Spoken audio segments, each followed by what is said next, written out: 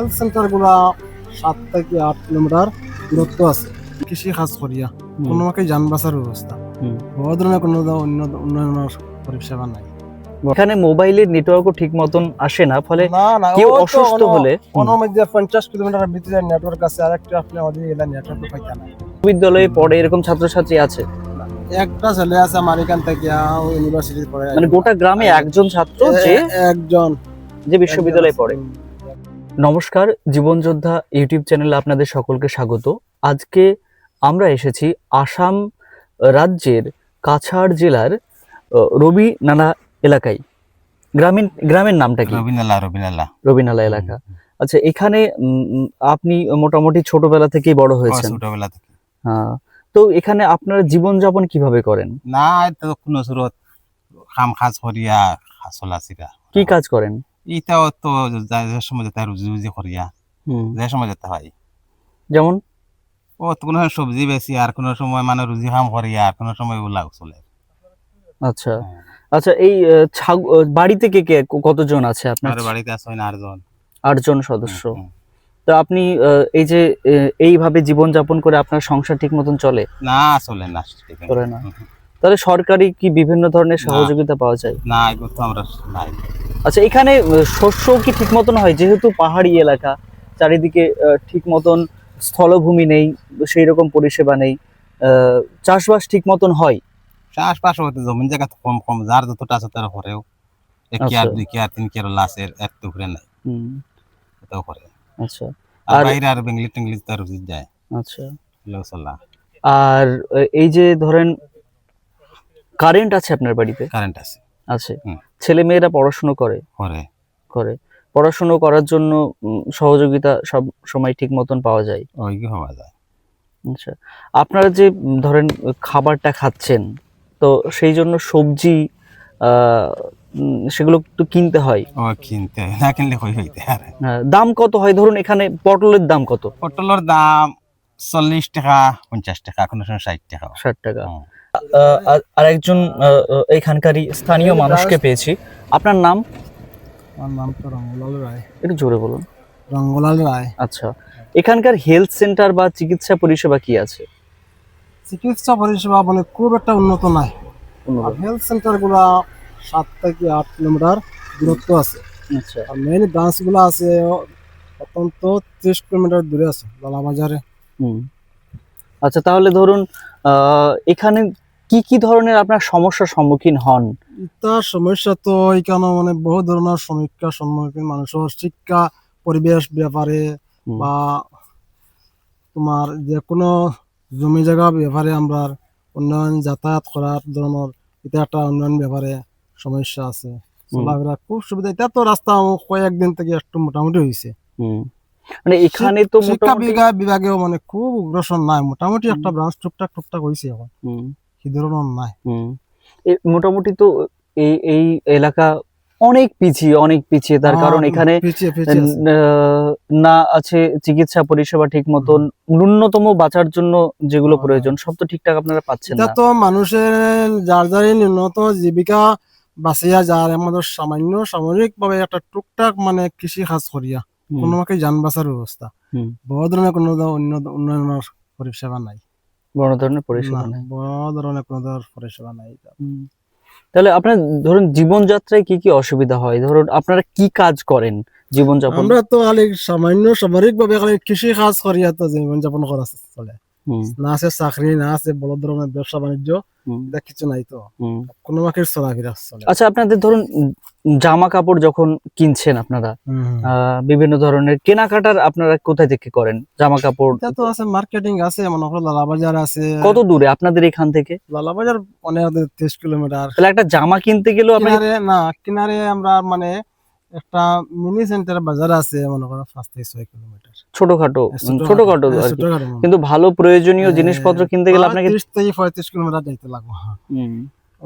আচ্ছা, স্কুল যেগুলো চলে সেগুলো কি ঠিক মতন চলে? মানে চলে মোটামুটি চলে। আর ধরুন আপনার প্রয়োজনীয় ওষুধ সব কি আপনারা হেলথ সেন্টারে পান? না, এটা তো পাওয়া যায় না। 5 টাকা নিলো, একটা টোকা লাগলো, আর সর্দি জ্বর কয়টা ট্রেনে দিয়া সদাই দিন হুম। লাল যেতে লাগবে 30 কিলোমিটার যেতে হবে একটা সামান্য ওষুধের জন্য। আমি বলছি 30 কিলোমিটার হয়তো একটু বেশি হইতে পারে। হুম হুম হুম। তো আচ্ছা ধরুন বাড়ির মহিলারা যখন বাচ্চা হবে এরকম অবস্থায় হয়, এরকম অবস্থা তখন আপনারা কিরকম করে আপনারা এটা মেনটেন হয়? এটা মনে করো গ্রামে কইতে যে আশা আছে না, আশা কর্মী।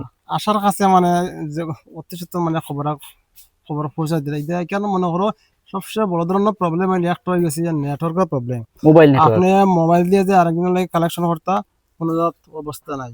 যে একজন লোক আগে তার বাসার বাড়িতে পৌঁছাইয়া তারপরে খবরটা পৌঁছাইয়া আশা আইব, আশায় তোমার এই প্রস্তুতি লইয়া হসপিটালে যায়। এখানে মোবাইলের নেটওয়ার্কও ঠিক মতন আসে না, ফলে না না কেউ ও তো অসুস্থ হলে কোনো মধ্যে 50 কিলোমিটার ভিতরে নেটওয়ার্ক আছে, আর একটা আপনি আমাদের এলাকা নেটওয়ার্ক পাইতা না।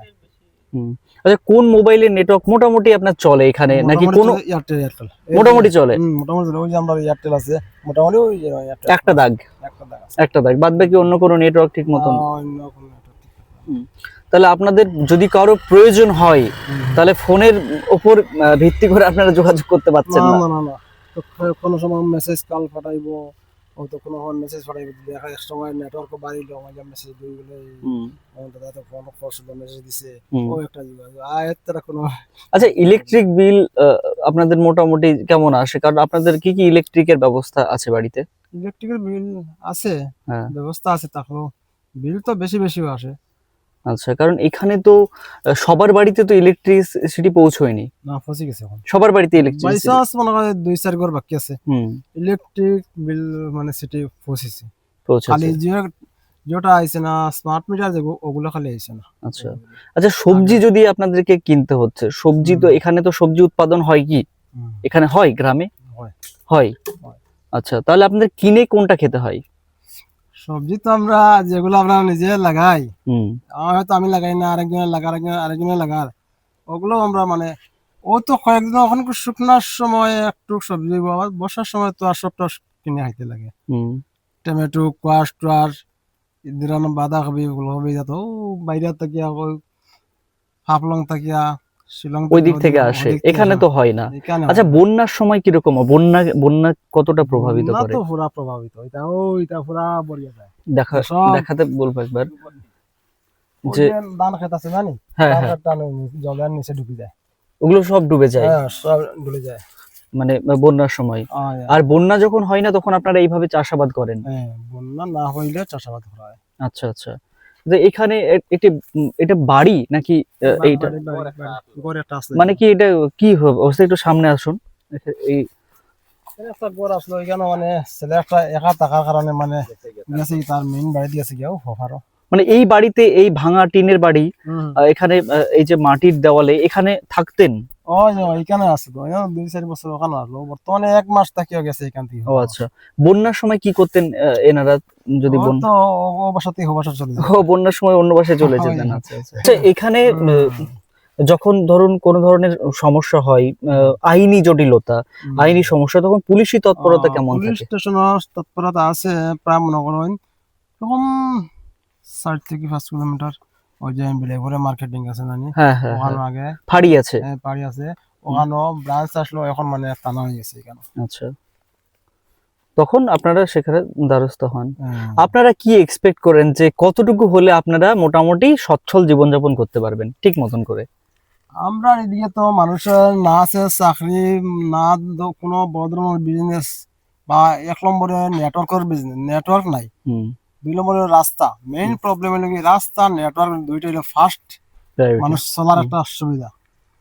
তারপরে মানুষ হলো বেকার সমস্যা আছে না, কিছু ছেলেরা পড়াশোনা করছে চাকরি বাকরি পাইছে না, মনে করো কেউ 3 বছর 4 বছর খাটছে, মনে করেন আমিও আছি 3 বছর 4 বছর মাস্টারি করিয়া চাকরি দিয়েছি। আপনি মাস্টার্স করেছেন? আমি করছিলাম, তারপরে চাকরি বাকরি হইছে না, ও বন্ধ বেকার। মাস্টার্স কমপ্লিট করেছেন আপনি? তারপর আপনি মাস্টার্স কমপ্লিট করতে মানে এখানকার ছাত্রদের স্কুলে যাওয়া বা বিশ্ববিদ্যালয়ে যাওয়া তো খুবই কষ্টকর বিষয়। ব্যাপার আছে না না, এটা যে মনে করো এলপি যেগুলো আছে এলপি স্কুলে কাজ করছে। আচ্ছা এলপি স্কুলে কাজ করছে। আচ্ছা আপনাদের এখানে বিশ্ববিদ্যালয়ে পড়ে এরকম ছাত্রছাত্রী আছে? একটা ছেলে আছে আমার এখান থেকে ইউনিভার্সিটি পড়ে, মানে গোটা গ্রামে একজন ছাত্র একজন যে বিশ্ববিদ্যালয়ে পড়ে। আজকে আমরা এসেছিলাম আসাম রাজ্যের কাছাড় জেলার রবিনালা এলাকায়।